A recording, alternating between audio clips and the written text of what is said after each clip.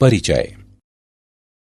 क्या कोई मुझे बता सकता है कि गणितीय आगमन क्या है?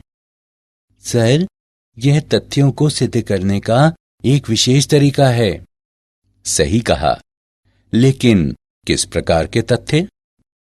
गणितीय आगमन के प्रयोग द्वारा हम प्राकृत संख्याओं वाले कथनों को सिद्ध कर सकते हैं।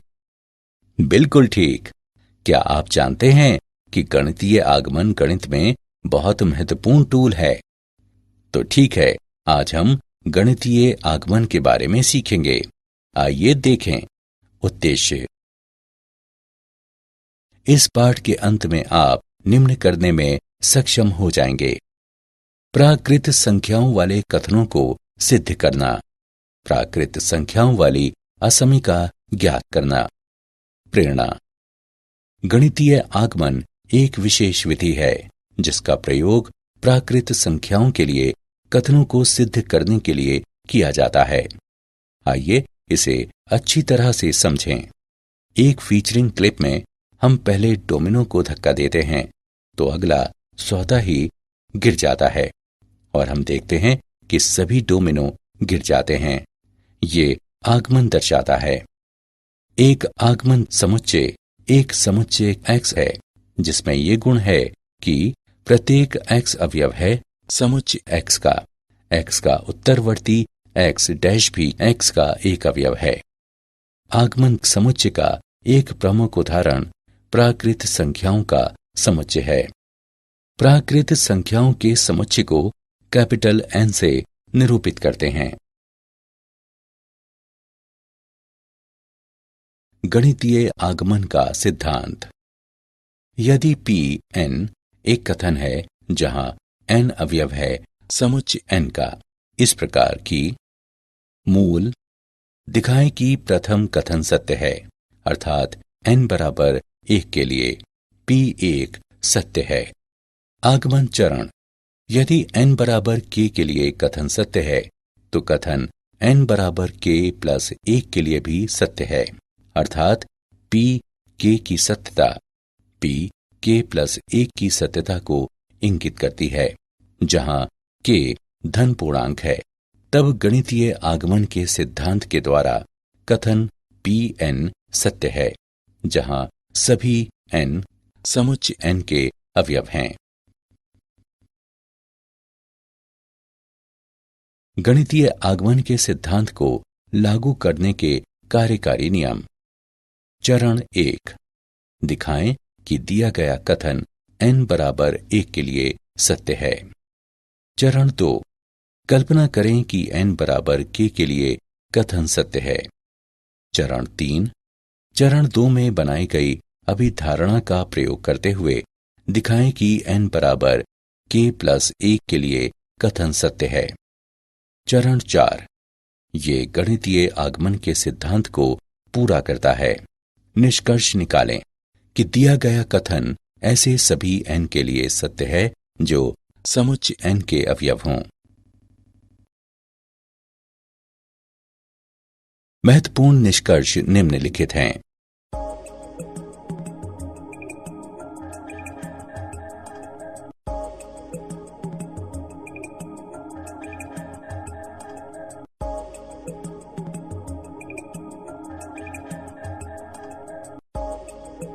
उदाहरण।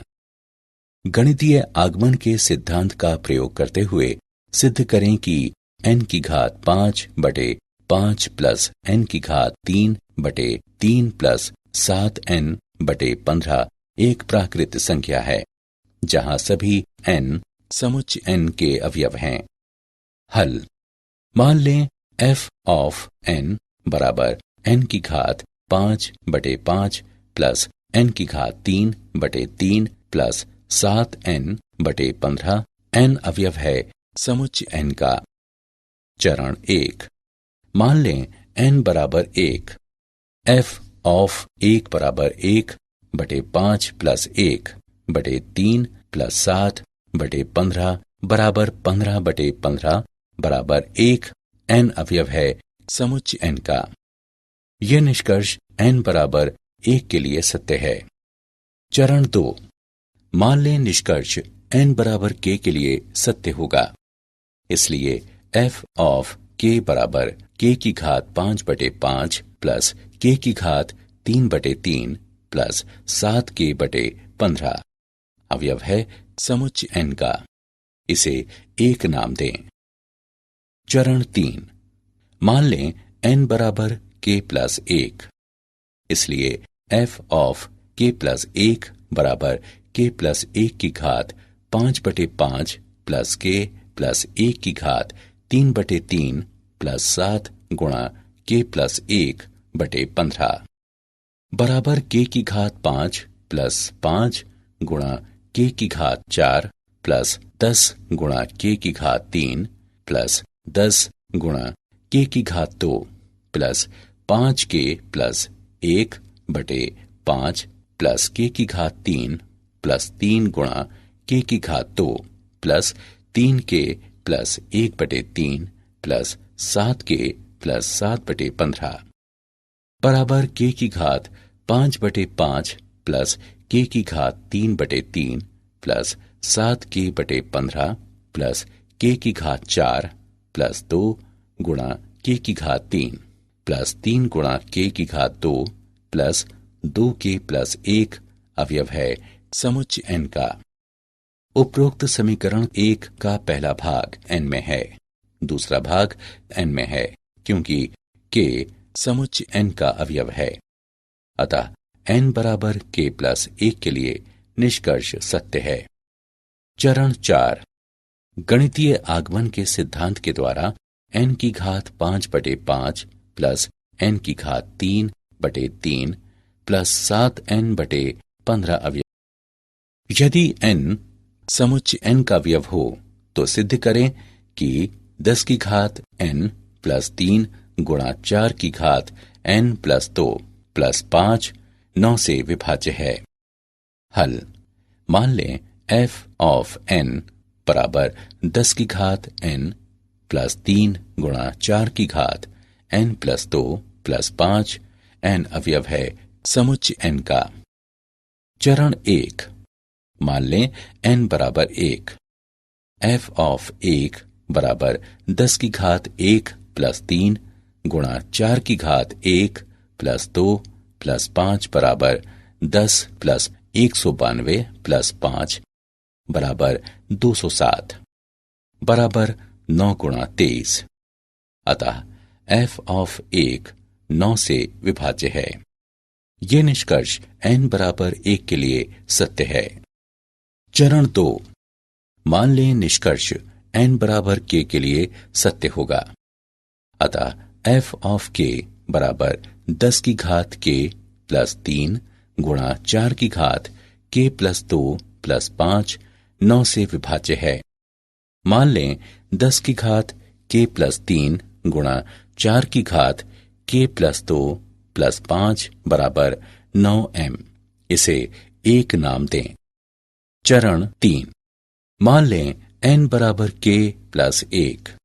अतः f ऑफ k प्लस 1 बराबर 10 की घात k प्लस 1 प्लस 3 गुणा 4 की घात k प्लस 1 प्लस 2 प्लस 5 बराबर 10 गुणा 10 की घात k प्लस 3 गुणा 4 की घात k प्लस 3 प्लस 5 बराबर 10 गुणा 9m माइनस 3 गुणा 4 की घात k प्लस 2 माइनस 5 प्लस 3 गुणा 4 की घात k प्लस 3 प्लस 5 बराबर 90m माइनस 30 गुणे 4 की घात k गुणा 16 माइनस 50 प्लस 3 गुणा 4 की घात k गुणा 64 प्लस 5 बराबर 90m माइनस 4 की घात k गुणा 480 माइनस